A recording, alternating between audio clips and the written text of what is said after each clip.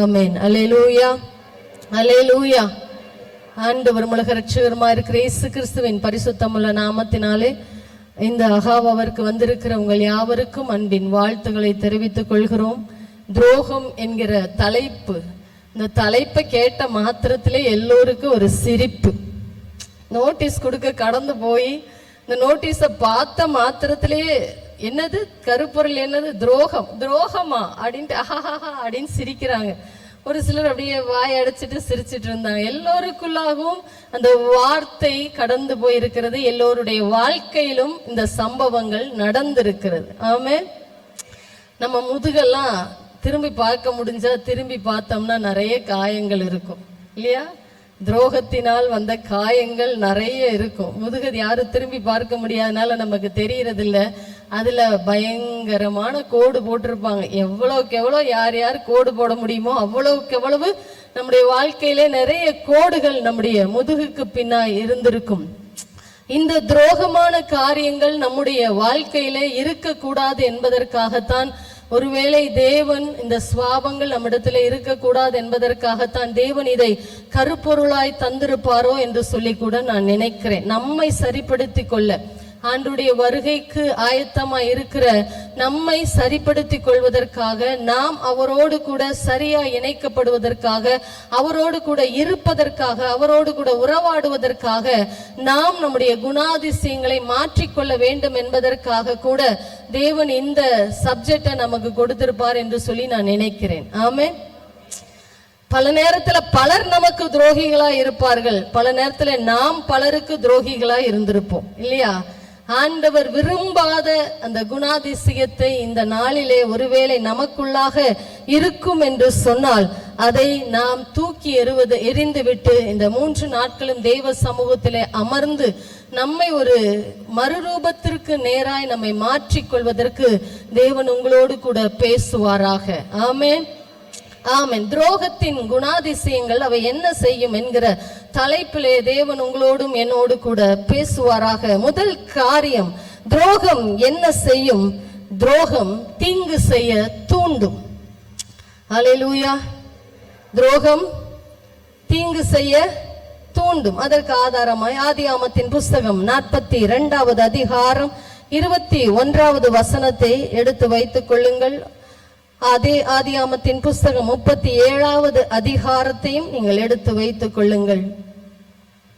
அதில் இருக்கிற 21வது வசனத்தை யாராகிலும் ஒருவர் வாசிக்கலாம். நம்முடைய சகோதரனுக்கு நாம் செய்த துரோகம் நம்மேல் சுமந்தது, அவன் நம்மை கெஞ்சி வேண்டிக் கொண்ட போது அவனுடைய மன வியாகுலத்தை நாம் கண்டும்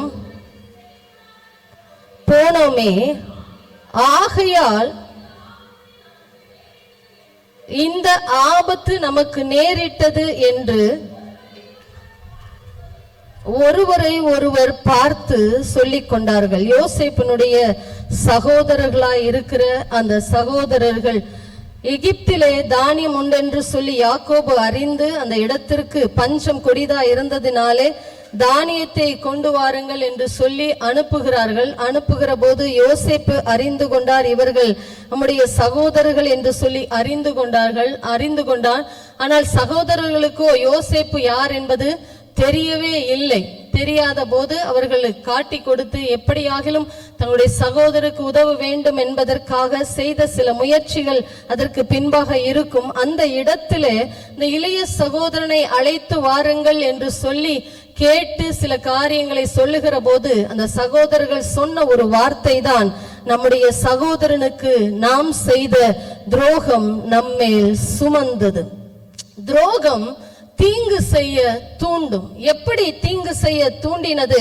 அதே ஆதியாமத்தின் புஸ்தகம் 37வது அதிகாரத்தை நீங்களும் நானும் எடுத்துக்கொள்வோம் என்று சொன்னால், யாக்கோபுனுடைய பிள்ளைகளாய் இருக்கிற அத்தனை பிள்ளைகளை காட்டிலும் யோசேப்பு யாருக்கு மிக நேசமாய் இருந்தார்? தகப்பனுக்கு மிகுந்த நேசம் உள்ள குமாரனா இருந்தான். அதுவே அவங்களுக்கு என்னவா இருந்தது? ஒரு பகை உண்டானது. அதற்கு பின்பாக நீங்கள் வாசித்து பார்த்தீர்கள் என்று சொன்னால் அவனுடைய சகோதரர் எல்லோரிலும் 4வது வசனம், அவனை தன் தகப்பன் அதிகமாய் நேசிக்கிறதை அவன் சகோதரர் கண்டபோது அவனோட பட்சமாய் பேசாமல் அவனை பகைத்தார்கள். முதல்ல தன்னுடைய சகோதரனுடைய அன்பு, தன்னுடைய தகப்பனுடைய அன்பு சகோதரனுக்கு முழுசாய் கிடைக்குது என்று தெரிஞ்ச மாத்திரத்திலேயே அவனை பகைத்தார்கள். 2வது காரியம் பார்த்தீங்கன்னா, யோசேப்பு ஒரு சொப்பனத்தை கண்டு சும்மா வாய் வச்சுட்டு இருக்காம தன்னுடைய சகோதரருக்கு சொன்னதன் நிமித்தம் அவனை அதிகமாய் பகைத்தார்கள். அடுத்த வசனத்துல பார்த்தீங்கன்னா, அதன் நிமித்தம் அவனை இன்னும் அதிகமாய் பகைத்தார்கள். அடுத்தது அந்த சொப்பனத்தை குறித்து இன்னொரு சொப்பனத்தை பார்த்தேன்னு சொல்லி அதற்கு விளக்கம் கொடுக்கிற போது அந்த வசனத்துல 8வது வசனத்துல பார்க்கலாம், அவனை சொப்பனங்களின் நிமித்தமும் அவன் சொன்ன வார்த்தைகளின் நிமித்தமும் இன்னும் அதிகமாய் பகைத்தார்கள். இப்ப சகோதரன் தான், தன்னோடு கூட இருக்கிற சகோதரன் தான் அவனை பகைக்க ஆரம்பிக்கிறார்கள். ஒரு பகை அவனுடைய இருதயத்தை கவ்வி பிடித்து கொள்ளுகிறது. நாளுக்கு நாள் அந்த பகையானது வளர்ந்து வளர்ந்து வளர்ந்து என்றைக்காவது ஒரு நாள் இவனை நம்ம கொலை பண்ணி விடணும், இவனை இல்லாமல் பண்ணிவிட வேண்டும் என்று சொல்லி ஒரு தீங்கை தன்னுடைய சொந்த சகோதரனுக்கு செய்ய தூண்டினது. அல்லேலூயா. வசனம் இருக்கிறது, பகை என்ன பண்ணும், நம்ம தூண்டிவிட செய்யும். சின்ன பகைதான். அவன் அப்பாட்ட அன்பு அதிகமா அவனுக்கு கிடைக்குது, அவ்வளவுதான். சொப்பனம் பார்த்தத சொன்னான், அவ்வளவுதான். இல்லையா? இது என்ன பெரிய மேட்ரா? இல்ல. சொப்பனம் பார்த்து 10ஓட 1 11, நானும் தான் சொப்பனம் பார்ப்பேன், நானும் ஒரு சொப்பனத்தை பார்ப்பேன்டா, இன்னைக்கு நீ பாத்தியா நாளைக்கு நான் பார்ப்பேன்டான்னு சொல்லிட்டு போயிருக்கலாம். ஆனால் பகைத்தார்கள். அவன் சொன்ன அந்த சொப்பனத்தின் நிமித்தமும் அவனுடைய வார்த்தை நிமித்தமும் இன்னும் அதிகமாய் பகைத்தார்கள். பகைத்ததோடு நிற்காதபடிக்கு அவன் தனியாய் கடந்து வருகிறான், சகோதரர்களை சந்திக்க கடந்து வருகிற போது இவனை எப்படியாகிலும் கொன்றுவிட வேண்டும் என்று சொல்லி கொல்லுவதற்கு வகை தேடுகிறார்கள். அப்பொழுது ரூபன் அதை தடை செய்கிறான். அவனுக்கு தெரியாமல் அவனை குழியில போடுறாங்க. குழியில போட்டுட்டு திரும்ப குழியிலிருந்து எடுத்து மீதியான இடத்திலே விற்று போட்டார்கள். அதற்கு பின்பாக நடந்த சம்பவங்கள் எதுவும் சகோதரருக்கு தெரியவில்லை. ஆனால் அந்த காரியம் பின்பாக அவர்கள் இருதயத்தை வாட்ட ஆரம்பிக்கிறது. ஆகாரத்திற்காக அவர்கள் வருகிறார்கள், ஆனால் சிறைப்பட்டு போவோம் என்று சொல்லி அவர்கள் நினைக்கவில்லை. நமக்கு ஆகாரம் கிடைக்காம நம்முடைய சகோதரனையே திரும்ப கொண்டுட்டு வந்து இந்த இடத்துல விட போகிறோம் என்கிறது அவங்களுக்கு தெரியல. அவர்கள் நினைத்த தீங்கு அவர்களுக்கே ஆபத்தாய் முடிந்தது. அதனால்தான் அவர்கள் சொல்லுகிறார்கள், நாம் செய்த இந்த துரோகம், சகோதரனுக்கு நாம் செய்த இந்த துரோகம் நம்மேல் சுமந்தது. அந்த இடத்துல யோசேப்பினுடைய நிலையை நான் மறுபடியும் சொல்ல ஆரம்பிக்கிறேன். அந்த 21வது வசனம், அவன் நம்மை கெஞ்சி வேண்டிக் கொண்ட போது அவனுடைய மன வியாகுலத்தை நாம் கண்டும் அவனுக்கு செவி கொடுக்காமல் போனேன். பகை என்ன பண்ணும், நம்முடைய இருதயத்தை கடினப்படுத்தும். பகை என்ன பண்ணும், இன்னும் இன்னும் இன்னும் இன்னும் துரோகம் செய்ய தூண்டும். மனசாட்சி சொல்லும் வேண்டாம் செய்யாத, இல்ல மற்றவர்கள் சொல்லுவாங்க செய்யாத. ஆனா இந்த பகை போன்ற அந்த தீங்கு துரோகம் நம்ம என்ன பண்ணுமா, மீண்டும் மீண்டும் மீண்டும் நம்மை தீங்கு செய்வதற்கு தூண்டுமா. கொஞ்சம் தானே, இந்த சின்ன காரியம் தானே அப்படின்னு சொல்லி அவர்கள் நினைத்த காரியம் அவன் கெஞ்சி கேட்கிறான். கெஞ்சி நம்மளை வேண்டிக் கொண்டான. நான் கற்பனை பண்ணி பாக்குறேன், அவன் இருந்த சகோதரர்களுடைய காலையெல்லாம் பிடிச்சி கெஞ்சி இருப்பான்னு நினைக்கிறேன். என்னை தயவு செய்து விற்று போட்டுறாதீங்க, என்னை குழியில போட்டுறாதீங்க அண்ணா, என்னை குழியில போட்டுறாதீங்க அண்ணா, என்னை குழியில போட்டா ஒவ்வொருத்தனுடைய காலையும் பிடிச்சு கெஞ்சி இருப்பான்னு நினைக்கிறேன். இல்லையா? நடந்திருக்கும்ல. அவன் கெஞ்சி வேண்டிக் கொண்டான். அவனுடைய மன வியாகுலம், எவ்வளவு துக்கத்தோடு கூட அவன் தன்னுடைய இருதயத்தை வியாகுலத்தை, தனக்கு நேர இருக்கிற சம்பவத்தை கண்களில் பார்த்து அவன் சொல்லியிருப்பான், தயவு செய்து என்னை விட்டுருங்க, என்ன ஒரு விசை கூட என்னை விட்டுருங்க அண்ணா, நீ என்னை காப்பாத்து, நீ என்னை காப்பாத்து, நீ என்னை காப்பாத்துன்னு மொத்த சகோதரரிடத்திலையும் போய் காலில் விழுந்து கெஞ்சி இருப்பான்.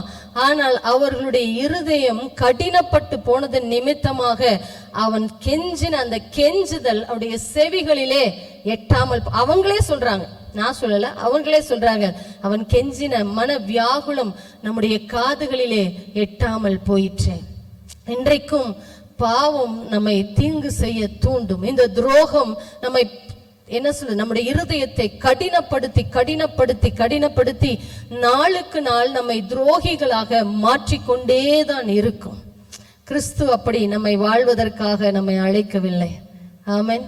நம்ம யோசிச்சு பார்த்து நம்ம சூழ்நிலைகளை எல்லாம் யோசிச்சு பாருங்களேன். எத்தனை நேரம் நம்ம பார்த்து பல பேரும் சொல்லியிருப்பாங்க, தயவுசெய்து என்னை விட்டுருங்கப்பா, தயவுசெய்து என்னை விட்டுருங்கப்பா அப்படின்னு சொல்லி கெஞ்சி இருப்பாங்க. ஆனா பல நேரத்தில் நம்முடைய இருதய கடினங்கள் என்ன பண்ணும், அவர்களுக்கு விரோதமாய் துரோகம் செய்வதற்கு நம்ம தூண்டும்.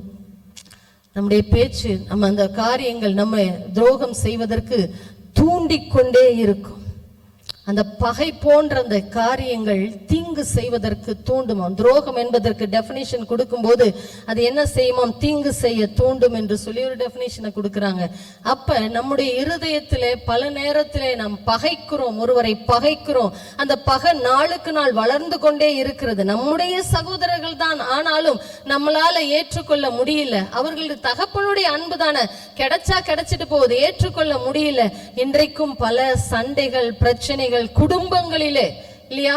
இது நான் குடும்பங்களே தான் பேசுகிறேன். குடும்பங்களிலே இந்த உறவுகளுக்கு உண்டாகிற பகைகள் துரோகங்களாய் மாறி அவைகள் ஒரு நாளைக்கு கொலை செய்வதற்கு தூண்டுகிற அளவுக்கு கொலை குற்றங்கள் இன்றைக்கும் நம்முடைய தேசங்களிலே பெருகி கொண்டிருக்கிறது. ஏன்? கிறிஸ்துவ குடும்பங்களிலே அதிகரித்து கொண்டிருக்கிறது.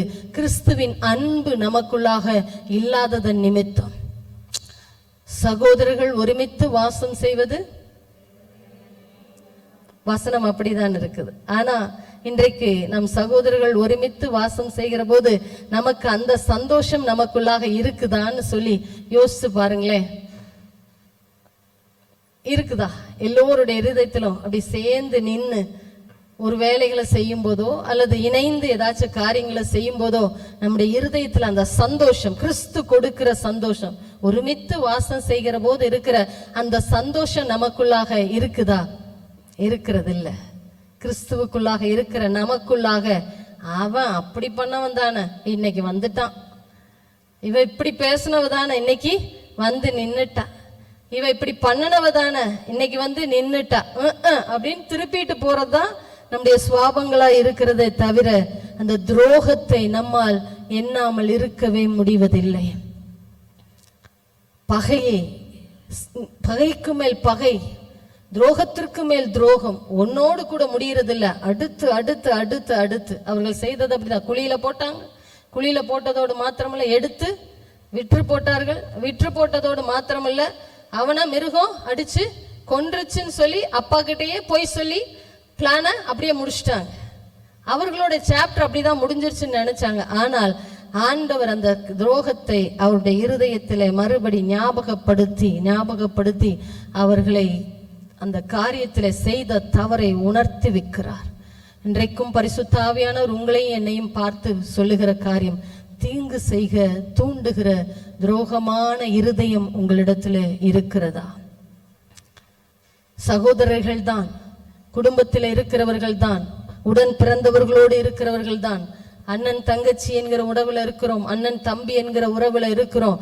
ஆனால் ஏற்றுக்கொள்வதற்கு சகோதரன் தானே என்று ஏற்றுக்கொள்வதற்கு மனதில்லை. சொந்த ரத்தம் தானே என்று சொல்லி ஏற்றுக்கொள்வதற்கு மனதில்லை. என்னுடைய தகப்பனுடைய அன்பு தானே, எனக்கு தகப்பன் அவனுக்கும் தகப்பன் இல்லையா? அதே அன்பு தான் எனக்கு காட்டுற அன்பு. என்ன ஒரு கிளாஸ் தண்ணி எக்ஸ்ட்ரா கொடுத்துருப்பாங்க, ஒரு கிளாஸ் ஹார்லிக்ஸ் எக்ஸ்ட்ரா கொடுத்துருப்பாங்க, இல்லை ஒரு மீன் துண்டு எக்ஸ்ட்ரா கிடைச்சிருக்கும், ஒரு கறி துண்டு எக்ஸ்ட்ரா கிடைச்சிருக்கும். அதுவே பகையாய் மாறி அவருடைய இருதயத்தை உடைக்க பண்ணினது. இன்றைக்கும் பரிசுத்த ஆவியானவர் நம்மை பார்த்து சொல்கிறார், உங்களுடைய சகோதரருக்குள்ளாக இருக்கிற ஐக்கியம் எப்படி இருக்கிறது? உங்க குடும்பத்தில் இருக்கிற ஐக்கியம் எப்படி இருக்கிறது? உங்க குடும்ப உறவுகளில் இருக்கிற ஐக்கியம் எப்படி இருக்கிறது? துரோகம் செய்து கொண்டிருக்கிறீர்களோ? உங்க குடும்பத்தில் இருக்கிற சொந்த ரத்தம் இல்லையா, சொந்த ரத்தம், என் ரத்தம் தான் ஆடாவிட்டாலும் தன் சதை ஆடணும் இல்லையா? ஏதாச்சும் ஒரு பிரச்சனை அப்படின்னா தான் ஆடாவிட்டாலும் தன்னுடைய சதை ஆடும் உலகத்தார் சொல்றாங்க. அப்படி நம்ம சதையெல்லாம் ஆடுதா?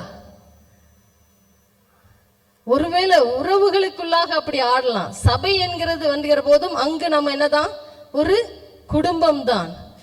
சபை என்கிறது ஒரு குடும்பம் தான், நம்முடைய அவயவங்கள் தான். நம்முடைய அவயவத்திலே ஏதாச்சும் ஒரு ப்ராப்ளம்னா நம்முடைய அவயவம் என்ன பண்ணும்? மைண்டுக்கு கட்டளை கொடுக்கும். கைக்கு பிரச்சனைனா கண்ணுல இருந்து தண்ணி வரும் இல்லையா? கை அடிபட்டுச்சுன்னா கண்ணுல தானா தண்ணி வரும். வலி உயிரை வைத்து பிடிச்சிட்டு அப்படியே உட்கார்ந்துருவோம். கால் என்ன பண்ணும்? மடங்கி உட்கார்ந்துரு. கை துடிக்கும், மற்ற விரல்கள் எல்லாம் துடிக்கும். அப்படி ஏதாச்சும் ஒரு காரியம் நம்முடைய இருதயத்துல இருக்கிறதா? ஐக்கியப்பட்டு நிற்க வேண்டும். பகையை மறந்து, துரோகத்தை மறந்து நீங்களும் நானும் இருக்க வேண்டும் என்கிற உணர்வு நமக்குள்ளாக இருக்கிறதா என்று சொல்லி பரிசுத்த ஆவியானவர் உங்களையும் என்னையும் பார்த்து கேட்கிறார். உடன் பிறந்த சகோதரர்களாய் அவர்களுக்குள்ளும் சபை என்கிற உறவுக்குள்ளாக இருக்கிற நமக்குள்ளும் அப்பேற்பட்ட சிந்தனைகள் வேண்டும். துரோகம் செய்கிற எண்ணங்கள், துரோகம் செய்கிற காரியங்கள் நமக்கு இருக்கக்கூடாது என்று சொல்லி பரிசுத்த ஆவியானவர் நம்மை பார்த்து எச்சரிக்கிறார். அப்படி செய்வோம் என்று சொன்னால் நமக்கு தான் அழிவு. ஆமென். ஒரு நாளும் தேவன் துரோகம் செய்கிறத கண்டு போகிறவர் அல்ல, அதற்கு நின்று பதில் சொல்லுகிற தேவன் தான் நீங்களும் நானும் ஆராதிக்கிற தேவன். எத்தனை எத்தனை துரோகங்களை உங்களுடைய குடும்பத்திலே நீங்கள் செய்திருக்கிறீர்கள். உங்களுடைய உடன் பிறந்த சகோதர சகோதரிகளுக்கு செய்திருக்கிறீர்கள், உறவுகளுக்கு செய்திருக்கிறீர்கள், அல்லது உங்களை நம்புகிற நண்பர்களுக்கு செய்திருக்கிறீர்கள், சபையிலே செய்திருக்கிறீர்கள். நான் நல்லதா நினைச்சுதான் செஞ்சேன் அப்படின்னு சொல்லி நம்ம நினைப்போம். ஆனா நம்ம செய்யறது அங்க ஒரு தீங்கு, அங்க ஒரு பிரச்சனை வந்து நிற்கிற போது அதற்கு நாம் தான் பொறுப்பாளியா இருக்க வேண்டும். ஆமென். சபைக்குள்ளாக நாம் செய்கிற துரோகங்களை கர்த்தர் கண்டு போகிறவர் அல்ல, அவர் நின்று கவனித்து பார்க்கிற தேவன். ஆமென்.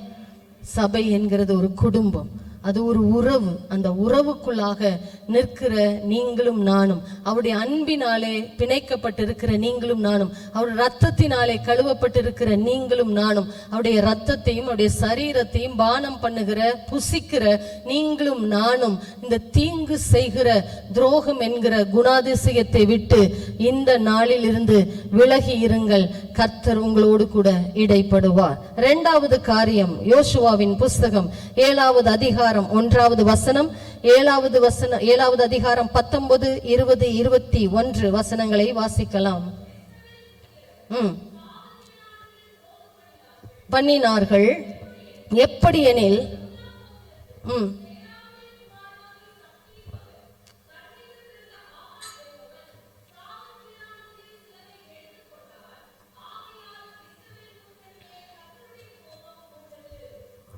அடுத்து 20, 21.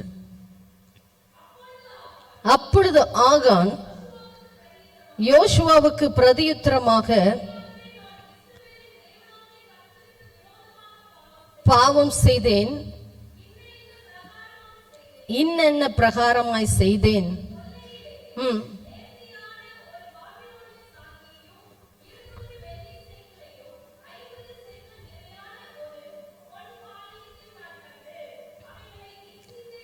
அவைகளை இச்சித்து எடுத்துக்கொண்டேன். இதோ அவைகள் என் கூடாரத்தின் மத்தியில் பூமிக்குள் புதைத்திருக்கிறது, வெள்ளி அதன் அடியில் இருக்கிறது என்று சொன்னான். இரண்டாவது காரியம், துரோகம் பாவம் செய்ய தூண்டும். முதல் காரியம் சொன்னேன், தீங்கு செய்ய தூண்டும். இரண்டாவது பாவம் செய்ய தூண்டும்.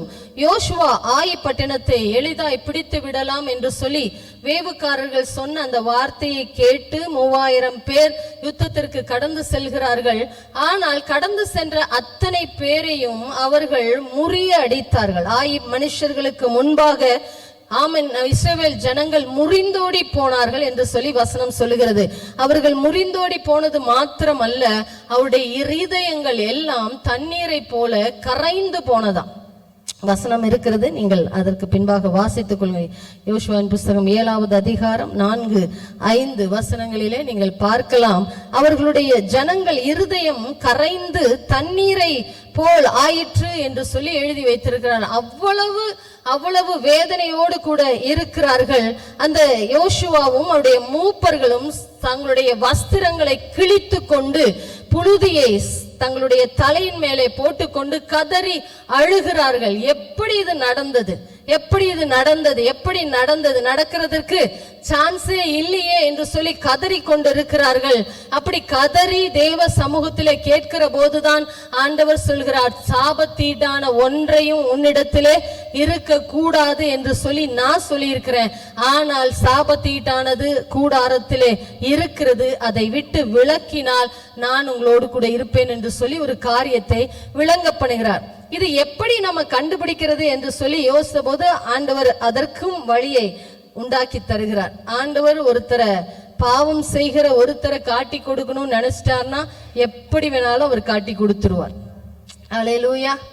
நம்ம என்னதான் மறைச்சு வச்சாலும், என்னதான் ஒளிச்சு வச்சாலும், எங்கதான் புதைச்சு வச்சாலும், எவ்வளவு மூடி போட்டு அதுக்கு மேல போர்வை போத்தி வச்சாலும் கர்த்தர் காட்டி கொடுக்கணும்னு நினைச்சிட்டார்னா அழகா கொண்டுட்டு வந்து நிறுத்திடுவார். இதற்கு உதாரணம் தான் இந்த சம்பவம். அழகா அந்த வசனங்களிலே நீங்கள் பார்க்கலாம், கோத்திரம் கோத்திரமாக கூப்பிடு இல்லையா இருக்கும் வசனம். கோத்திரம் கோத்திரமாக அதிகாலையிலேயே யோசுவா எழுந்துட்டார், யூதா கோத்திரத்தை கொண்டு வந்து நிறுத்துகிறார். அடுத்ததாக நீங்க பாத்தீங்கன்னா கோத்திரத்தோட முடிச்சதோட யூதா வம்சம் வருகிறது. யூதா வம்சத்தோடு முடித்துடாம பேரா வர்றாங்க. பேரா வர்றதுல சப்தி வர்றான். சப்தினுக்கு பிறந்த கர்மியின் மகன் ஆகான். அழகா கொண்டுட்டு வந்து நிறுத்துகிறார் இல்லையா. டைரக்டா சொல்லியிருக்கலாம். நானும் யோசிச்சு பார்த்தேன், என்ன ஆண்டவரே டைரக்டா நீங்க இவன் தான் அப்படின்னு காட்டி கொடுத்துருக்கலாமே அப்படின்னு சொல்லி யோசிச்ச போது என்னுடைய மனதுல தோணுது, என்னென்ன காரியம் எங்கெங்க இருக்குதுன்றது எல்லாரும் தெரிந்து கொள்ளணும்னா அடையாளத்தோடு இந்த வம்சம், இந்த கோத்திரம், இந்த குலம், இந்த ஆளு தான் என்னுடைய அப்பா, இது அவங்களுடைய சந்ததி இது அப்படின்றத தேவன் காட்டி கொடுக்க விரும்புகிறார். அப்ப காட்டி கொடுக்கிற மாத்திரத்திலே யோசுவா போய், நான் நினைக்கிறேன் தோல்ல கை போட்டுட்டு அவன் கேட்கிறான், நீ என்னப்பா செஞ்ச? அழகா அந்த வசனம் இருக்குது, மகனே நீ இப்பொழுது இஸ்ரவேலின் தேவனாகிய கர்த்தரை மகிமைப்படுத்து, அவருக்கு முன்பாக அறிக்கை பண்ணு, நீ செய்ததை எனக்கு சொல்லு, அதை எனக்கு ஒழிக்காதே என்று சொல்லி அழகா சொல்லுகிறார். அப்பொழுதுதான் அவன் சொல்லுகிறான், மெய்யாகவே இஸ்ரவேலின் தேவனுக்கு முன்பாக நான் பாவம் செய்தேன். அவ்வளவு பெரிய துரோகத்தை ஈஸியா ஒரு வாயில சொல்லுகிறான், நான் பாவம் செய்தேன். பாவம், துரோகம் பாவம் செய்ய தூண்டும். அது எதுக்காகன்னு பாத்தீங்கன்னா, ஒரு பாபிலோனிய சால்வை, ஒரே ஒரு சால்வை 200 வெள்ளி காசு, வெள்ளி கரெக்ட் தானே, வெள்ளி 200 வெள்ளி சேக்கல், 500 சேக்கல் பொன்பால். இதுதான் மூணே காரியம்தான். இதன் மீது இச்சித்து அதை என்ன பண்ணினா எடுத்து கொண்டுட்டு வந்து தன்னுடைய வீட்டிற்குள்ளாக, கூடாரத்திற்குள்ளாக ஒளித்து வைத்தானோ. அதையும் பாருங்களேன், வெள்ளிய அடியில வச்சு, தங்கத்தை அடியில வச்சு, அதுக்கு மேல பாபிலோன் சால்வையை போத்தி, ஏன்னா எடுத்துட்டா சால்வு மாத்திரம் கிடைச்சிட்டு போட்டோம், அதோட பொண்ணு போயிடக்கூடாது. ஒருவேளை பொண்ணு கிடைச்சாலும் பொண்ணோட போகட்டும், வெள்ளி அவ்வளவு முக்கியம்னு சொல்லி அன்னக்கிலேயே வச்சிருக்கிறாங்க. வெள்ளி அடிக்க கூடாரத்திற்குள்ளாக அடியில் இருக்கிறது, வெள்ளியும் அதுக்கு கீழே இருக்குது. இத்தனையும் நான் ஒளிச்சு வச்சேன். இச்சையை தூண்டும், பாவம் இச்சையை தூண்டும், மேலும் மேலும் பாவம் செய்வதற்கு தூண்டும்.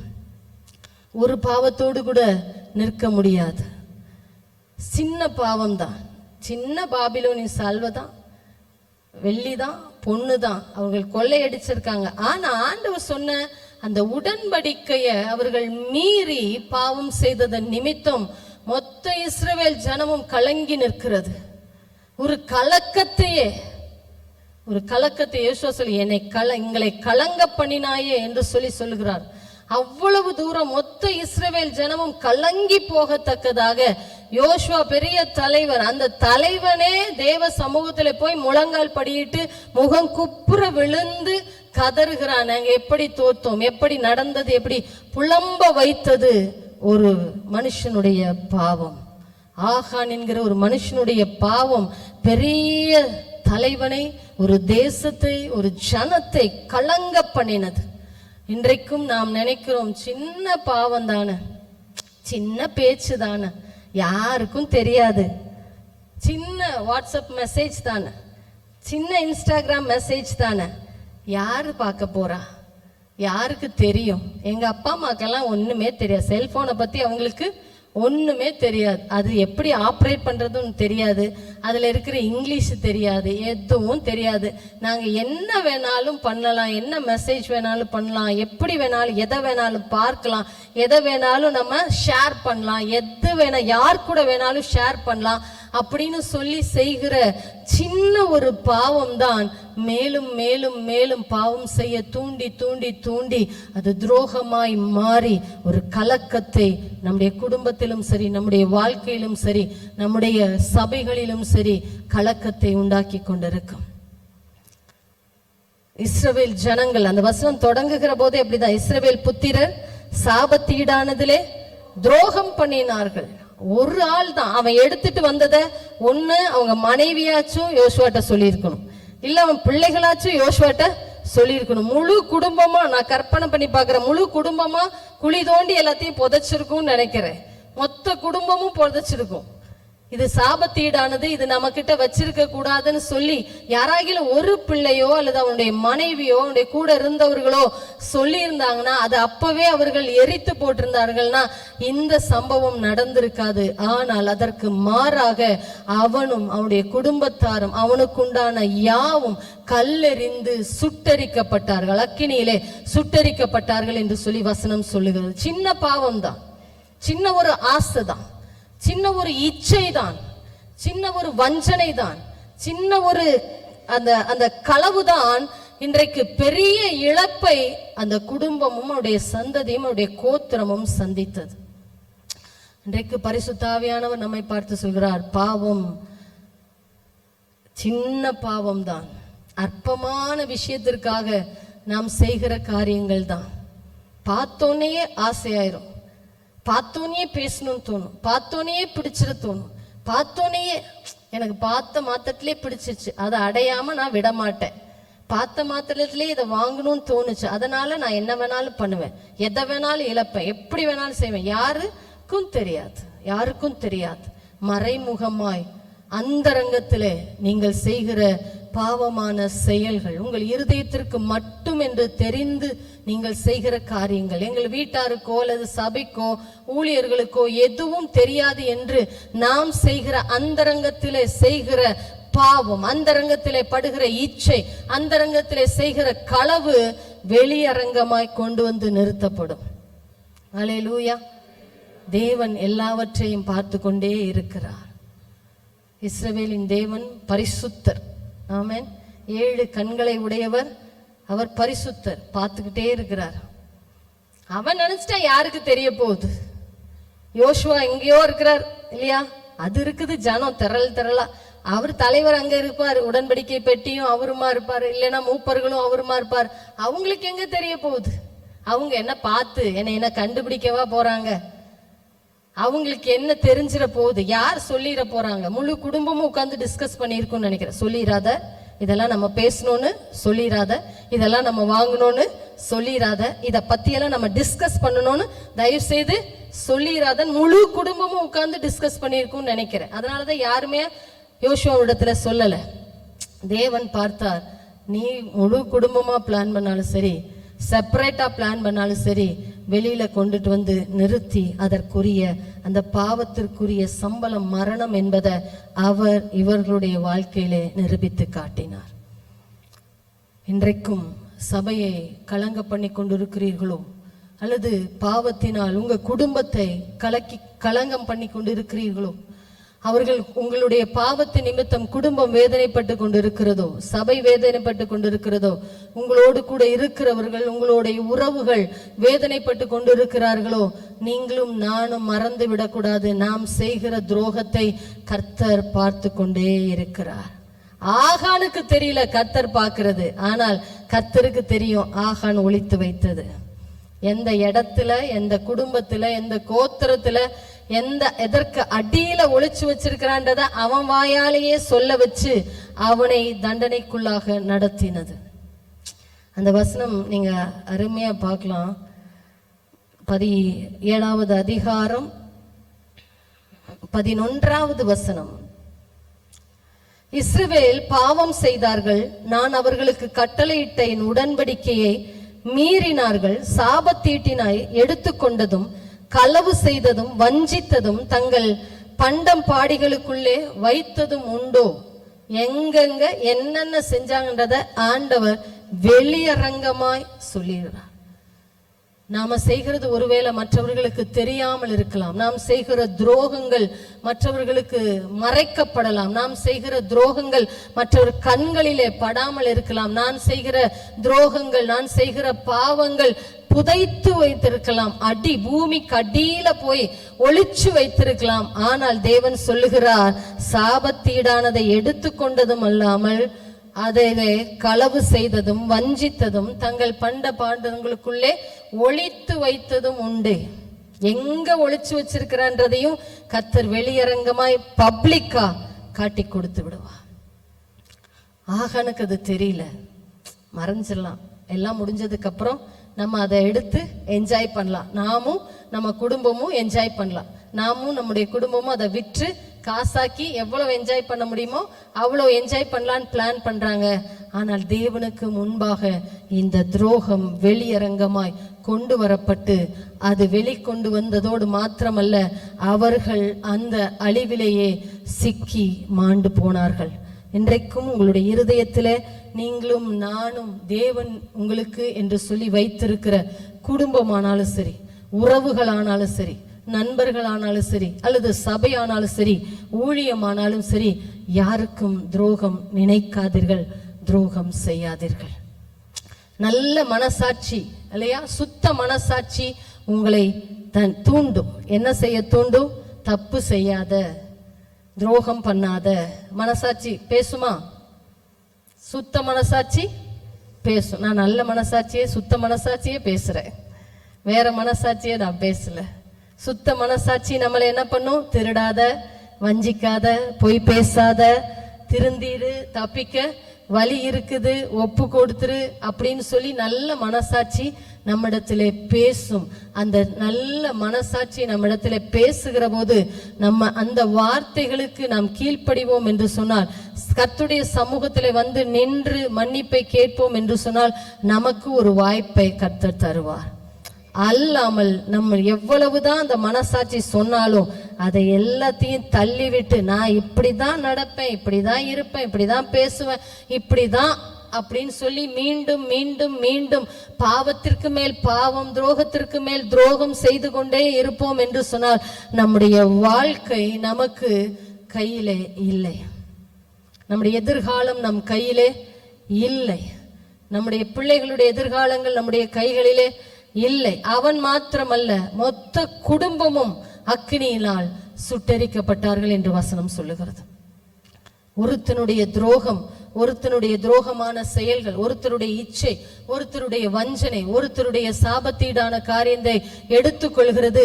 மொத்த குடும்பத்திற்கும் செய்த காரியம், மொத்த குடும்பமும் இன்றைக்கு வரைக்கும் தவறாக பேசப்படுகிற ஒரு அடையாளமாய் நின்று கொண்டு இருக்கிறார்கள். ஆகான் என்று சொன்னாலே என்னதான்? ஐயோ, இவங்களால தான் ஆயிப்பட்டணமே போச்சு. ஆகான் என்று சொன்னால் இவங்களால தான் யோசுவா தோத்து போனாருன்னு சொல்லுவாங்க. எல்லா பிரசங்கிகளும் அதுதான் சொல்லுவாங்க. ஆகானை உங்களிடத்திலிருந்து அகற்றி போடுங்கள். ஆகானுடைய சுவாபம், துரோகமான காரியங்கள் உங்களுடைய இருதயத்தை விட்டு அகற்றி போடுங்கள். எந்த விதமான துரோகமான செயல்களுக்கும் சின்ன காரியம்தான, சின்ன தூண்டுதல் தான், சின்ன பாவம் தான், சின்ன திருட்டு தான், சின்ன களவாடுகிறது தான், சின்ன வஞ்சனை தான், சின்ன இச்சை தான், சின்னது தானே. இதெல்லாம் என்ன பெருசா ஆயிர போகுதுன்னு நம்ம நினைக்கிற அந்த சின்னது தான் நாளாக ஆக ஆக பெருகி பெருகி பெருகி பெருகி பெருகி பெரிய காரியமாய் வந்து நின்று நம்மை துரோகிகளாக மற்றவர்களுக்கு அடையாளம் காட்டி கொடுக்கும். துரோகம் செய்கிறவர்களாக மற்றவர்களுக்கு மாத்திரமல்ல, தேவனுக்கு முன்பாகவும் குற்றம் உள்ளவர்களாய் நம்மை நிற்க வைக்கும். இந்த சுவாபங்களை, ஆகானுடைய இந்த துரோகமான சுவாபங்கள் ஒருவேளை நமக்குள்ளாக இருக்கும் என்று சொன்னால், சின்ன பாவத்திற்கு நீங்கள் அடிமைப்பட்டு இருக்கிறீர்கள், இதுல இருந்து நான் வெளியில வரவே முடியல என்று சொன்னால், ஆண்டவரிடத்துல முழு மனதோடு அர்ப்பணியுங்கள். ஆண்டவரே, இந்த பாவத்திலிருந்து, இந்த துரோகமான செயல்களிலிருந்து என்னை தூண்டி விடுகிற எல்லா சத்துனுடைய போராட்டங்களில் இருந்தும் என்னை விடுவீங்கள் என்று சொல்லி நீங்கள் அவரிடத்தில் கேட்பீர்கள் என்று சொன்னால் அவர் உங்களை விடுதலையாக்குவார், நிரந்தரமாய் விடுதலையாக்குவார். ஆமென். எத்தனையோ பாவம் செய்தவர்கள், எத்தனையோ துரோகம் செய்தவர்கள் தேவனுக்கு முன்பாக வந்து நின்று அறிக்கையிட்டு தங்கள் வாழ்க்கையை அர்ப்பணிக்கிற போது அவர்களை தேவன் அற்புதங்களாக, அடையாளங்களாக இன்றைக்கும் நிறுத்தி இருக்கிறார்.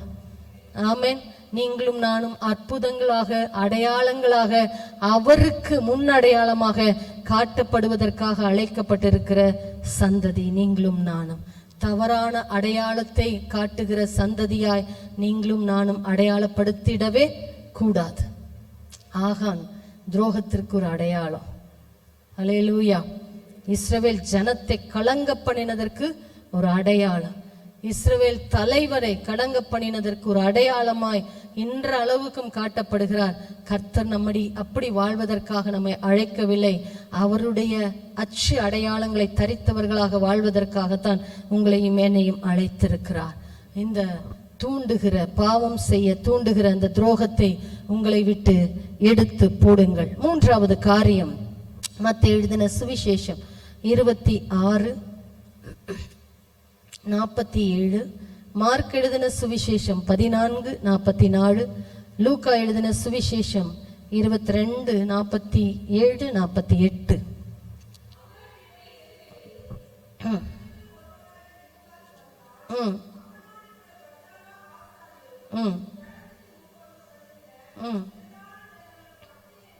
பட்டேன் வந்தார்கள். அடுத்த வசனம், நான் எவனை முத்தம் செய்கிறேனோ அவன்தான், அவனை பிடித்துக் கொள்ளுங்கள் என்று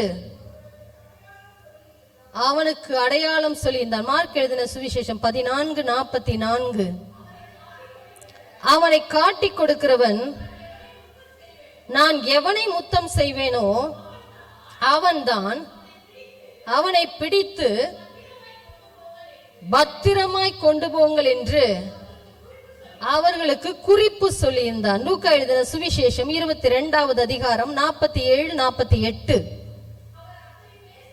அவர் அப்படி பேசுகையில் ஜனங்கள் கூட்டமாய் வந்தார்கள். அவர்களுக்கு முன்னே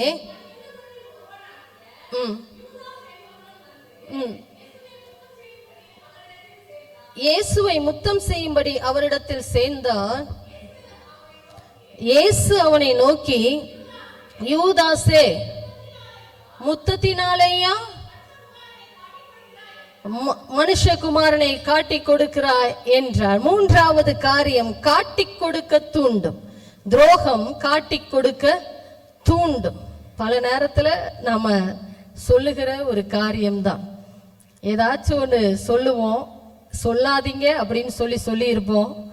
யார்கிட்ட சொல்லக்கூடாதுன்னு சொல்லி இருப்போமோ அவங்க கிட்டயே வந்து, அது நம்ம முன்னாடியே நம்ம பக்கத்துல வச்சுட்டு, இவங்க இப்படிதான் சொன்னாங்க அப்படின்னு சொல்லிடுவாங்க. அப்படி சொல்லுகிற போது எங்க பாஸ்டர் ஒரு வார்த்தை சொல்லுவாரு, யூதாஸ் செத்துட்டான்னு நினைச்சேன், ஆனா என் பக்கத்திலேயே இருக்கிறான், யூதாஸ் இன்னும் சாகல, வாழ்ந்து கொண்டு இருக்கிறான் என்று சொல்லி அடிக்கடி சொல்லுவாங்க அந்த வார்த்தையை. எதெல்லாம் சொல்லக்கூடாதுன்னு மெயினா சொல்லியிருப்போமோ அது என்னை பத்தி ஏதாச்சும் கமெண்ட் பண்ணியிருப்பாரு, எதையாச்சும் சொல்லியிருப்பாரு, விளையாட்டா பேசியிருப்பாரு. தயவு செய்து அவ இருக்கும்போது அவள்கிட்ட போய் சொல்லிடாதீங்க அப்படின்னு சொல்லி ஏதாச்சும் ஒரு கமெண்ட்ஸ் பண்ணிடுவாரு. நான் பக்கத்துல தான் இருப்பேன், அந்த சைட்ல இருப்பேன். என்னை பத்தி பேசும்போது நம்ம காது என்ன பண்ணும், சீக்கிரமா வேலை செய்யும். பார்த்தீங்களா, நம்மளை பத்தி பேசும்போது மட்டும் நம்ம காது கேட்கும். அது மாதிரி என்னை பத்தி ஏதோ பேசுறாங்கன்னு தெரிஞ்சோன்னா வந்து கேட்கும் போது சொல்ல மாட்டார், பாஸ் என்னப்பா சொன்னீங்க, என்ன ஒன்னும் இல்லப்பா அப்படின்னா, பக்கத்துல இருக்கவங்க என்ன சொன்னாரு அப்படின்னவும் உடனே அவங்க என்ன பண்ணிடுவாங்க, பாஸ்டர் சொன்னதை சொல்லிடுவாங்க. அப்ப அவர் சொல்லுவார், நான் யூதாஸ் செத்துட்டான்னு நினைச்சேன், ஆனா என் கூடயே இருக்கிறான், அவங்க கூடயே நான் வாழ்ந்துட்டு இருக்கிறேன்றது இன்னைக்குதான் தெரியுது அப்படின்னு சொல்லுவாங்க. அப்ப துரோகத்திற்கு அடையாளமா இந்த காட்டி கொடுத்த யூதாஸை இன்றைக்கும் பேசி கொண்டிருக்கிறோம். ஆமே, நீங்க பார்க்கலாம் இந்த இடத்துல பிக்சர் தெளி வருது, காசு இருக்குது. 30 வெள்ளி காசுகளுக்காக யூதாஸ் இயேசுவை காட்டி கொடுக்கிறார். அதை சொல்லுகிற போது அழகா இயேசு சொல்லுகிறார், யூதாசே, முத்தத்தினாலயா மனுஷகுமாரனை காட்டி கொடுக்கிறாய். காட்டி கொடுக்கிற துரோகம் என்ன செய்யும்? காட்டி கொடுக்க தூண்டும். நம்பினவர்களை காட்டி கொடுக்க தூண்டும். விசுவாசமா இருக்கிறவர்களை காட்டி கொடுக்க தூண்டும். அந்த எவ்வளவுக்கு எவ்வளவு நம்பிக்கையா இருக்கிறாங்களோ அந்த நம்பிக்கையை உடைக்க தூண்டும். காட்டி கொடுக்கிற தன்மை, அதுவும் ஒரு விதத்திலே துரோகம் தான். நண்பனுக்கு விரோதமாய் செய்கிற செயல்கள், உடன் பிறந்தவர்களுக்கு விரோதமாய் செய்கிற செயல்கள், குடும்பத்தில் இருக்கிறவர்களுக்கு விரோதமாய் செய்கிற செயல்கள், இந்த பட்டணங்களிலே காண்கிறீர்கள். தேசத்தை காட்டி கொடுக்கிற சூழ்நிலைகள், அரசியல்வாதிகளில் நீங்க பாப்பீங்க, இங்க இருப்பான் அங்கேயும் போட்டு தந்துருவான், இங்க பேசுவான் அங்கேயும் போட்டு தந்துருவான் இல்லையா? இன்ஃபார்மரா இருக்கிறவர்கள், அவர்களுக்காக தேவன் பேசிக்கொண்டு இருக்கிறார். காட்டி கொடுக்க தூண்டும் துரோகம். நம்புவாங்க, ரொம்ப நம்புவாங்க, ஆணித்தரமா நம்புவாங்க. என் கூடயே இருக்காங்கப்பா, நான் சாப்பிட்ட சாப்பாடுல சாப்பிட்றாங்க, என் கூடயே படுக்கிறாங்க, என் கூடயே நடக்கிறாங்க, என் கூட பேசுறாங்க, நாங்க சிரிக்கிறோம், போறோம், வர்றோம். ஆனால் நமக்கு பின்பாக காட்டி கொடுக்கிற அந்த துரோகமான செயல்களை செய்து கொண்டிருப்பார்கள். இன்றைக்கு இது பெருகி கொண்டே வருகிறது. ஆமே, சுவாப அன்பு இல்லாதபடிக்கு காட்டி கொடுக்கிற துரோகங்கள் இன்றைக்கு பெருகி கொண்டே இருக்கிறது. உங்க எல்லோருடைய வாழ்க்கையிலும் இருக்கும். பக்கத்துல இருக்கிறவங்களை பார்த்து கேட்டு பாருங்களேன், உங்களுக்கு இந்த அனுபவம் இருக்கா? சில பேர் திரும்புறதே இல்லை. எங்கடா நம்மளை பார்த்து திரும்ப அவங்க கேட்டாங்கன்னா, நீங்க செஞ்சிருக்கிறீங்களா அப்படின்னு ஒரு கேள்வி கேட்கலான்னு தான் நான் வந்தேன். நீங்க உட்கார்ந்து இருக்கிறத பார்த்தோன்னு அதை நான் ஸ்டாப் பண்ணிட்டேன். ஆனா பார்த்து கேட்டிருக்கீங்களே, நீங்க செஞ்சிருக்கீங்களா துரோகத்தை அப்படின்னு சொல்லி கேளுங்களேன். நல்ல வேலை என் பக்கத்துல இல்ல. சூர்யா, செஞ்சிருக்கிறோமா? நம்ம கூடயே தான் இருப்பாங்க, நம்மளை அவ்வளோ நம்புவாங்க. ஃப்ரெண்ட்ஸ், கொலீக், கிளாஸ்மேட்ஸ் இல்லையா? என் ஃப்ரெண்ட்ஸ், என் கொலீக், என் கிளாஸ்மேட், என் பிளட்டு, என் பிளட், சேம் பிளட் அப்படின்னு, ஒய் பிளட் சேம் பிளட் அப்படின்னு சொல்லுவோம். ஆனா பின்னாடி திரும்பி பார்த்தீங்கன்னா நமக்கு கோடு போட்டுட்டு இருப்பான். ஒரு பக்கம் நம்ம முதுகுல கோடு போட்டுட்டு இருப்பாங்க, ஒரு பக்கம் கீழே குழி தோண்டிட்டு இருப்பாங்க. நமக்கே தெரியாது. ஒரு வட்டம் போட்டு ஒரு மூடியை போட்டுட்டு மறைச்சிட்டு குழி தோண்டி குழி தோண்டி குழி தோண்டி குழி தோண்டி அந்த குழிக்குள்ள நம்ம எப்போ விழுவோன்னு காத்துட்டு இருப்பாங்க. காட்டி கொடுக்கிற யூதாஸ்கள் இன்றைக்கும் நம்ம மத்தியிலே வாழ்ந்து கொண்டுதான் இருக்கிறார்கள். ஆண்டவர் நம்ம பார்த்து சொல்கிறார், இந்த யூதாஸின் குணாதிசயம் நமக்கு வேண்டாம். யூதாஸனுடைய காட்டி கொடுக்கிற எண்ணங்கள் நமக்கு வேண்டாம். யூதாஸை போல 30 வெள்ளிக்காசு இல்லையா, வெறும் 30 வெள்ளிக்காசு, மொத்த பணப்பையும் அவர் தான் சுமந்தார். நான் அதை ரொம்ப யோசிச்சது உண்டு. மொத்த ஊழியத்தினுடைய பணமும் அவர் கையில தான் இருந்தது. அவர் தான் கேஷியர். இயேசுவோடு ஊழியம் செஞ்ச வேற யார் கையிலையும் அந்த கேஷியர் பொறுப்பு போல.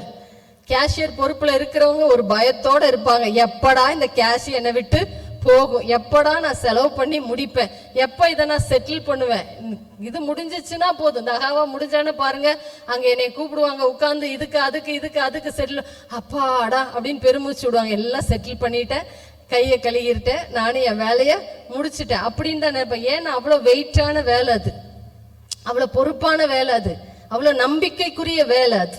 மெயின் காரியம் நம்பிக்கைக்குரிய வேலை, நம்பி கொடுக்கப்பட்ட வேலை. அவங்க கரெக்டா உத்தரவாதமா இருப்பாங்கன்னு சொல்லி யூதாச நம்பி ஆண்டவர் கொடுத்த காரியம். ஆனால் அவன் சுமந்தது அந்த மிகப்பெரிய சுமை என்பதை மாத்திரம் பார்க்காதபடிக்கு அதற்குள்ளாக இருந்த பணத்தின் மீது அவனுடைய கண்கள் போய்கொண்டே இருந்தது. இந்த பணம் எனக்கு செலவழிக்காம, எனக்கு கிடைக்காம எதோ ஊழியத்துக்கெல்லாம் போகுதே, அவனுடைய கண்ணு அப்படி போயிடுச்சு. எத்தனை பேருக்கு இவர் பாட்டுக்கு செலவு பண்றாரு. போனா சாப்பாடு வாங்கிட்டு வான்றாரு, சோறு கொடுங்கன்றாங்க, திடீர்னு பந்தியில உட்காருங்க போய் பணத்தை கொடுத்து சாப்பாடை வாங்கிட்டு வாங்கன்றாரு. என்னென்ன செய்ய சொல்றாரோ அத்தனை ஊழியம். பிரயாணம் பண்ணணுமா, அந்த நேரத்துல என்ன காரியங்களை செய்யணுமோ அதற்கெல்லாம் பிளான் பண்ணி யூதாஸ் மொத்த லிஸ்டும் மண்டைக்குள்ள போட்டிருப்பாரு. அவரு பணமெல்லாம் இப்படி யாருக்கோ செலவாகுதே தவிர எனக்கோ என் குடும்பத்துக்கோ அல்லது என்னோடு கூட இருக்கிற இந்த சீஷர்களுக்கு கூட இது பயன்பட மாட்டேன்னுதுப்பா. அப்பேற்பட்ட பணம், அவரு செலவழிக்கிற பணம் அவருக்கு தான். எனக்கு ஏதாகிலும் ஒன்று வேண்டும் என்பதற்காக 30 வெள்ளி காசுக்காக கிறிஸ்துவை காட்டி கொடுக்கிறான். அதுவும் முத்தத்தினால்.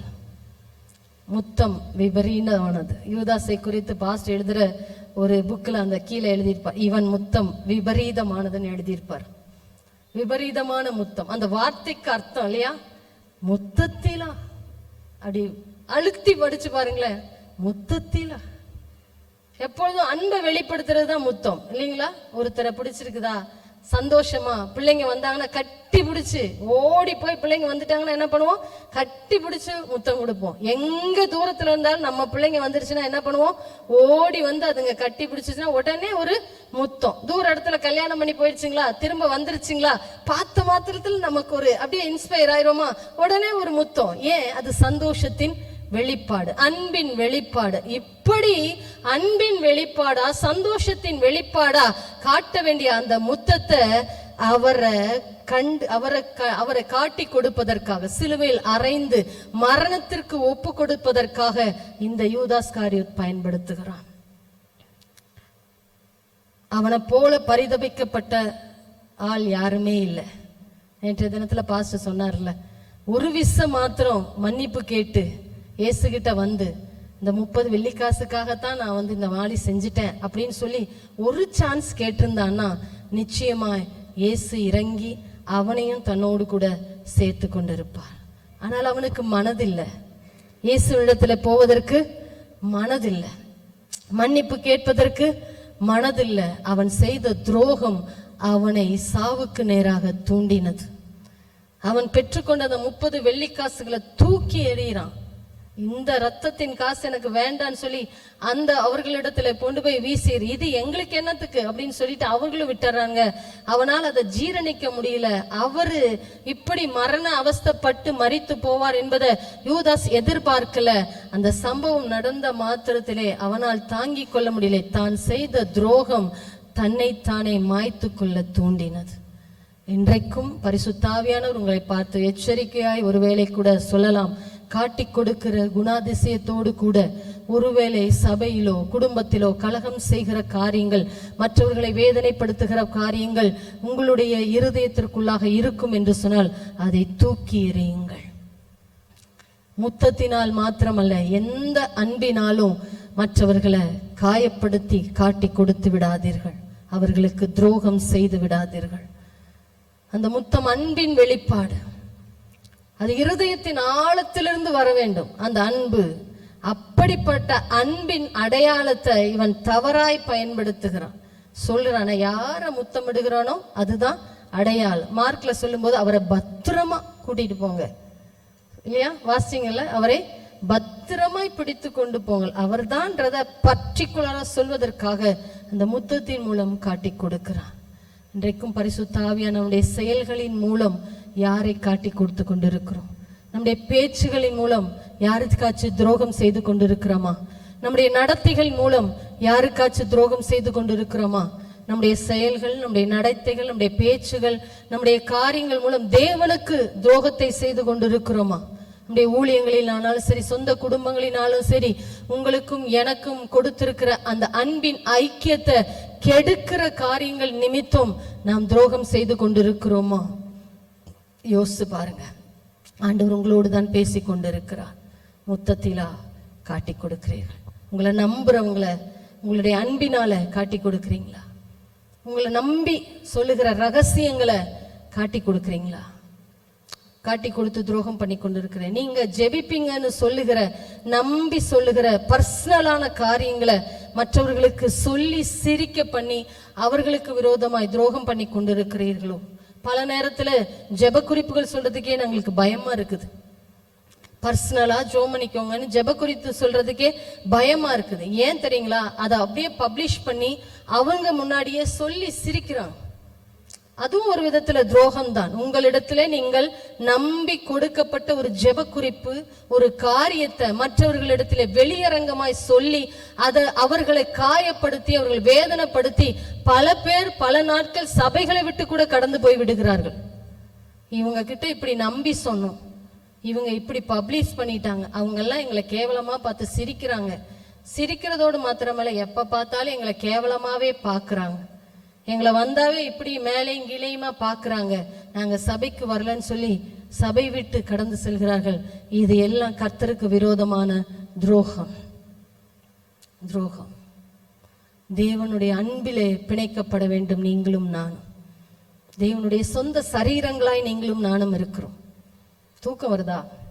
பல பேருக்கு அப்படியே டயர்டாக, காலையில் 5 மணிக்கு எந்திரிச்சு உட்கார வச்சுட்டு பாட்டு பாடி ஆராதனை பண்ணி பர்சனல் ப்ரேயர்லாம் பண்ணிட்டு நாங்கள் ஏதாச்சும் பேசுவீங்க, கலகலன்னு பேசுவீங்கன்னு பார்த்தா எங்களை குத்தி குத்தி பேசுறீங்க அப்படின்னு சொல்லி உங்கள் மனசுல தோணுதாட்டிருக்கு. உங்கள் எண்ண ஓட்டம் அப்படியே இங்கே வருது, அலையலையாய் அலையலையாய் அலையலையாய் என்னிடத்துல வருகிறது. நான் குத்தி பேசுவதற்காக வரவில்லை. கர்த்தர் எனக்கு சொன்ன காரியத்தை, எனக்கு உணர்த்தின காரியத்தை உங்கள் மத்தியிலே நான் பகிர்ந்து கொள்ள விரும்புகிறேன். அவ்வளவு மாத்திரம் தான். தேவன் எனக்கு உணர்த்தினதை தவிர நான் ஒரு வார்த்தை கூட எதுவுமே பேசல. ஆண்டவர் எனக்கு என்ன சொல்ல சொன்னாரோ அதை மாத்திரம் எழுதுனதுல பாதி கூட சொல்லல.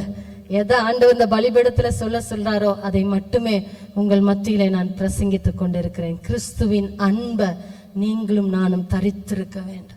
இன்றைக்கு சுவாப அன்புகள் இல்லை, சபைகளிலே அன்பு இல்லை, குடும்பத்தில் அன்பு இல்லை.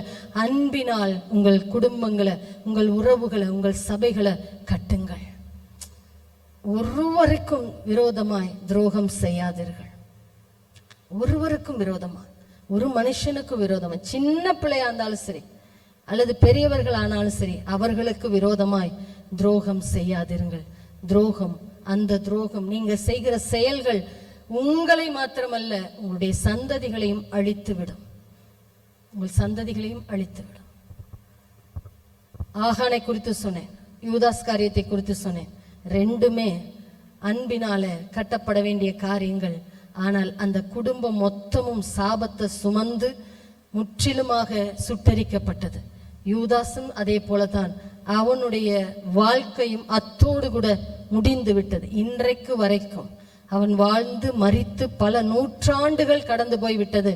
ஆனாலும் இன்றைக்கு வரைக்கும் முத்தத்தினாலா என்னை காட்டி கொடுத்தாய் என்கிற அந்த வார்த்தை பேசிக்கொண்டே இருக்கிறது. அவன் செய்த துரோகம் இன்றைக்கும் பேசிக்கொண்டே இருக்கிறது. தேவன் பார்க்கிற போது நீங்களும் நானும் துரோகம் செய்கிறவர்களாய் வாழ்வதற்காக அல்ல, அவருடைய அன்பிலே இணைக்கப்பட்டவர்களாக, அவரோடு கூட நிற்பதற்காக, அவருடைய அன்பிலே ஐக்கியப்படுகிறது மாத்திரமல்ல, நாளுக்கு நாள் நாளுக்கு நாள் நாளுக்கு நாள் நம்மை சுத்திகரித்து நாமும் நம்முடைய குடும்பமும் மறுரூபமாகி அவர் வருகிற போது இதோ நான் இருக்கிறேன் என்று சொல்லி அவரோடு கூட நீங்களும் நானும் பயணப்படுவதற்கு அழைக்கப்பட்டிருக்கிறோம். ஏதோ இந்த உலகத்துல வாழ்ந்தோம், ஏதோ இருந்தோம், ரட்சிக்கப்பட்டோம், சபைக்கு போனோம், ஞானஸ்தானம் எடுத்தோம், கம்யூனியன் எடுக்கிறோம், அதோடு கூட முடிவது அல்ல. அவரோடு கூட அரசாள்வதற்காக, அவரோடு கூட வாழ்வதற்காக, அவரோடு கூட நடப்பதற்காக என்றென்றைக்கும் அந்த 1000 வருட அரசாட்சியில நீங்களும் நானும் ஒருவராய் அங்கு இருக்க வேண்டும். அல்லேலூயா. எத்தனை பேருக்கு அந்த ஆசை இருக்குது? அல்லேலூயா. ஏதோ சொல்றீங்க, கை தூக்குறோம், ஒரு கூட்டம் மட்டும்தான். அதெல்லாம் என்னன்றது தெரிஞ்சுக்கோங்க. 1000 வருட அரசாட்சிகளை போகணும்னா நமக்கு இந்த சுவாபங்கள் எல்லாம் இருந்துச்சுன்னா அதுல என்ட்ரன்ஸ்ல கூட நம்ம போக முடியாது. ஆண்டவர் ரிஜெக்ட் பண்ணிடுவார். ஆண்டவர் விரும்பாத குணாதிசயங்கள் நமக்குள்ள இருந்துச்சுன்னா நம்மளை ரிஜெக்ட் பண்ணிடுவார், நம்மளை தள்ளிடுவார். நம்மை நாளுக்கு நாள் நாளுக்கு நாள் நாளுக்கு நாள் மறுரூபமாக்கி அவருடைய குணாதிசயங்கள் நமக்குள்ளாக கடந்து வந்து கடந்து வந்து கடந்து வந்து அவரை பார்க்கிற போது நம்மளும் அவருடைய அங்கத்தினரா இருக்க, சபை என்கிற அங்கத்தினர் சொல்லுவோம்ல, அங்கத்தினர் உறுப்புல நம்ம பேர் இருந்தாதான் என்ன ஆகும்? குடும்ப அட்டையில, ரேஷன் அட்டை, சபை அங்கத்தினர் வேண்டாது, ரேஷன் கடையில் நம்ம பேர் இருந்தாதான் நமக்கு 1000 ரூபாய் கிடைக்கும், பெண்களுக்கு கிடைக்கும் இல்லையா? குடும்ப தலைவர் என்கிற அங்கீகாரம் என்ன வேணும்? ரேஷன் கடையில நம்முடைய பேர் இருக்கணும், ஆதார் கார்டுல நம்முடைய பெயர் இருக்கணும் இல்லைங்களா? கரெக்ட் தானாங்க? ஆதார் கார்டுல பெயர் இருந்தாதான் எல்லாத்துலயும் கனெக்ஷன் கரெக்டா வரும். வங்கியில நம்முடைய பாஸ்புக்ல நம்முடைய பேர் இருக்கணும். அப்படி அவருடைய புத்தகத்துல நம்முடைய பெயர் எழுதப்பட வேண்டும். அவருடைய ஞாபக புஸ்தகத்துல நம்முடைய பெயர் துரோகம் செய்யாதவர்கள் என்று எழுதப்பட வேண்டும், தீங்கு நினைக்காதவர்கள் என்று எழுதப்பட வேண்டும், பாவம் செய்யாதவர்கள் என்று எழுதப்பட வேண்டும், ஆமென், காட்டி கொடுக்காதவர்கள் என்று எழுதப்பட வேண்டும். அவர் எழுதணும், என் பேர் எழுதிட்டு சொல்லணும், தீங்கு நினைக்காதவங்க, இவங்க பாவம் செய்யாதவங்க, பாவத்துக்கு விலகினாங்க. அதே போல யாரையும் காட்டி கொடுக்கல, எதற்கு விரோதமாகவும் இப்படி தூண்டுகிற குணாதிசயங்கள்ல இவங்க இல்லைன்னு உங்களுடைய பெயர் எழுதி ஆண்டவர் சைன் பண்ணணும். அப்பேற்பட்ட வாழ்க்கை வாழ்வதற்காகத்தான் தேவன் உங்களையும் என்னையும் அழைத்திருக்கிறார். இந்த 3 நாட்களும் உங்களை கொண்டு வந்து உங்களை மறுரூபப்படுத்துவதற்காக தேவன் உங்களை அழைத்து கொண்டு வந்திருக்கிறார். கண்களை மூடி எழும்பி நிற்கலாம், எழும்பி நிற்கலாம். அவருடைய வருகை சமீபம். எல்லோரும் சொல்லி கொண்டிருக்கிறார், அவருடைய வருகை சமீபமாய் இருக்கிறது. ஆமென். ஆண்டவர்